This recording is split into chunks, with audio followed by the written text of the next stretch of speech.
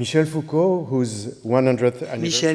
dont nous célébrons le 100e anniversaire de la naissance à la fin de cette année, a conduit ses travaux presque exclusivement sur l'Europe occidentale, de ses premiers ouvrages sur la folie, le système médical, la prison et l'épistémie, et il s'est concentré sur les archives françaises et sur la France principalement.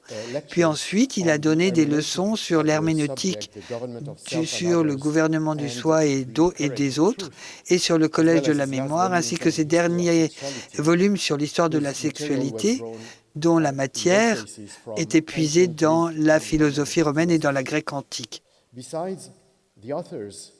Par ailleurs, l'auteur a trouvé son inspiration dans les traditions occidentales, de Socrate à Diogène, de Kant à Hegel, de Marx à Nietzsche, de Blanchot à Sartre. Dans son éloge funèbre, Edouard Saïd, qui avait admiré et introduit sa pensée à un public nord-américain, a critiqué non seulement ce qu'il décrivait comme son eurocentrisme, mais également sa tendance à universaliser ses découvertes.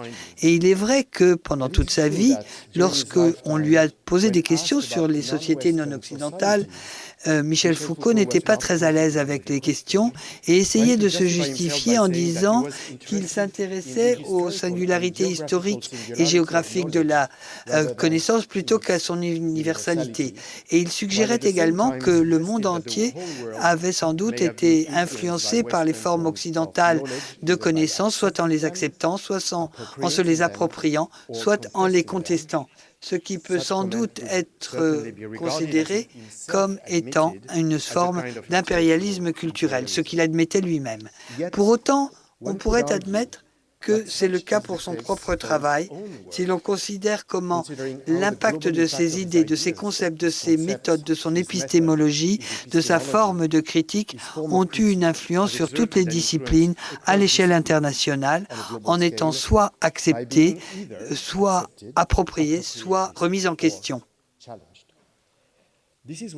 Et c'est de cela que nous allons parler aujourd'hui, de l'héritage ou des héritages de Foucault, ou vraisemblablement ce que je nomme le Foucault sans frontières, car sa biographie révèle qu'il a eu une vie plus cosmopolite que ce que l'on pourrait imaginer si l'on ne se tient qu'à ses livres et à ses leçons. Il a découvert l'Europe en tant que directeur de la Maison de France à Uppsala et l'Europe de l'Est en tant que directeur du Centre de civilisation française à Oslo, deux lieux qu'il a trouvés plutôt exotiques, mais pour des raisons différentes. Il a été très impressionné par l'État-providence scandinave dans le premier cas et il a été très réprimé par la police secrète communiste dans le second. Il a ensuite exercé la profession de professeur de philosophie à l'université de Tunis et c'est là qu'il a vécu sa première expérience non occidentale.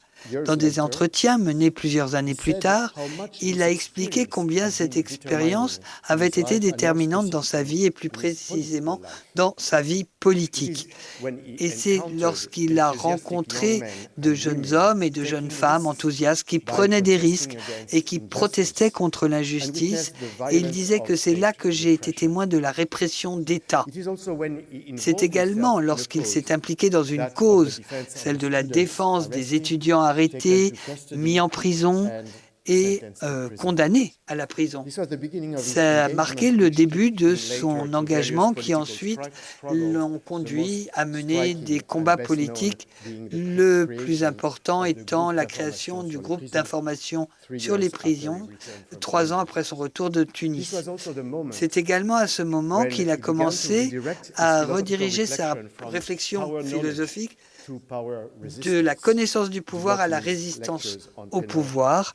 Et c'est là qu'il a travaillé sur les institutions pénales et sur la société punitive. Et à la fin des années 70, il a également vécu une expérience cruciale et non occidentale, cette fois-ci en Iran, mais dans des circonstances tout à fait différentes. Il n'a passé qu'une seule semaine à Téhéran dans les jours qui ont suivi les grandes répressions aux manifestations contre le Shah. Et il travaillait pour un journal adoptant la position du philosophe, témoin des événements. Et quelles que soient les critiques qui ont été formulées contre son interprétation, il est notable que la majeure partie de son interprétation de la spiritualité du mouvement a été ensuite confirmée par les événements. Mais cela ne l'a pas empêché de condamner les violences après la chute du Shah. Et il est également important de noter que ce moment a également fait écho à ce qu'il essayait de concevoir dans le domaine de la subjectivation. Deux épisodes non occidentaux qui sont révélateurs de Michel Foucault.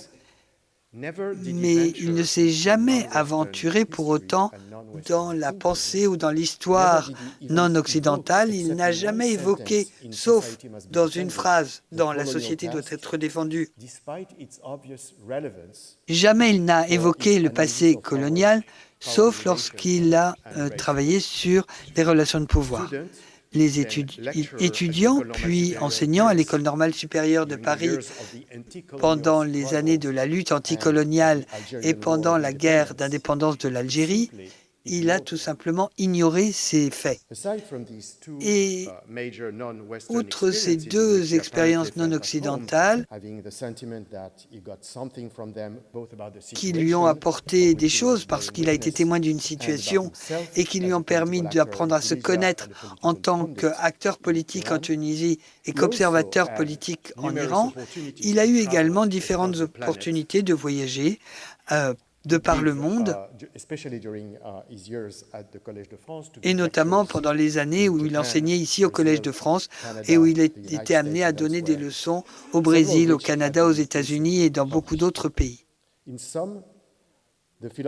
De nombreux livres ont été publiés récemment et dans certains de ces livres, le philosophe se voit comme un intellectuel mondial à une époque où le voyage des érudits n'a pas encore atteint le niveau d'aujourd'hui.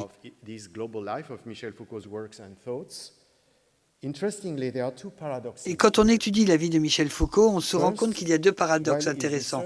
Tout d'abord, sa recherche, qui se concentre presque exclusivement en France, a pourtant un impact sur l'enseignement dans les sociétés occidentales, mais également dans les sociétés non occidentales. Et ceci est très notable, notamment sur son influence en Inde ou en Afrique. Et deuxièmement, même maître du domaine, il ne s'est pas attaché à différents facteurs sur les inégalités coloniales, mais il a laissé des indices à tous ceux qui sont par la suite étudié ce domaine. Et c'est cet impact, cette trace que nous allons analyser aujourd'hui sans nier les zones grises de ces écrits, ni ignorer les débats, et les controverses que ces écrits ont suscités. En fait, même lorsqu'on le remet en question, son mode de pensée reste heuristique.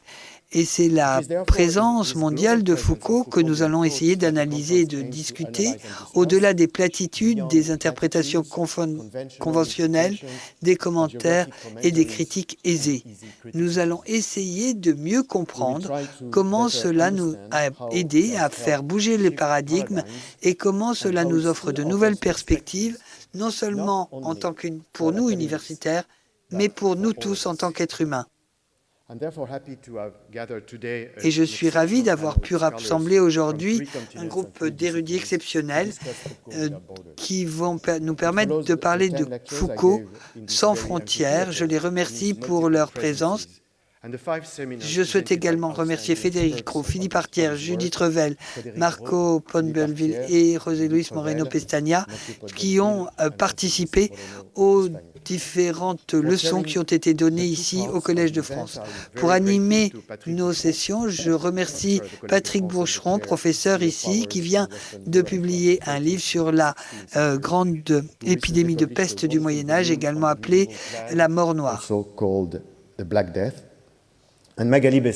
Et notre collègue Magali Besson, professeur de philosophie morale et politique à l'Université de Paris 1 Panthéon-Sorbonne et membre de l'Institut universitaire de France, dont les livres récents sur la race et l'esclavage ouvrent de nombreuses perspectives.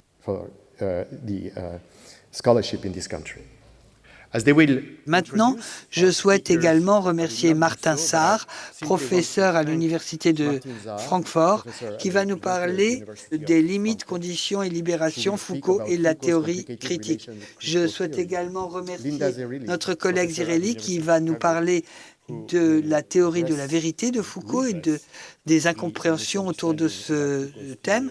Je souhaite également remercier notre collègue Michael Koslowski de l'Université de Varsovie qui va nous parler d'une lecture mutuelle de Foucault et sur la Pologne. Bernard Harcourt, professeur à l'Université de Columbia, qui va nous parler de Michel Foucault, la prison et l'abolitionnisme. Et cet après-midi, nous allons écouter Fadi Bardawil, Behrouz Gamari Tabrizi, qui va nous parler des écrits controversés de Foucault sur l'Iran, et Anne-Laura Stoller, qui va revisiter les silences inspirants de Foucault sur la sexualité coloniale. Mais je souhaite également présenter les excuses d'Achille Membe, qui vient de subir une intervention chirurgicale et qui ne pouvait se joindre à nous. Donc je vous souhaite à tous et à toutes une excellente journée, un excellent colloque, à toutes et à tous, sur Foucault sans frontières. Excellent colloque à toutes et à tous. Merci.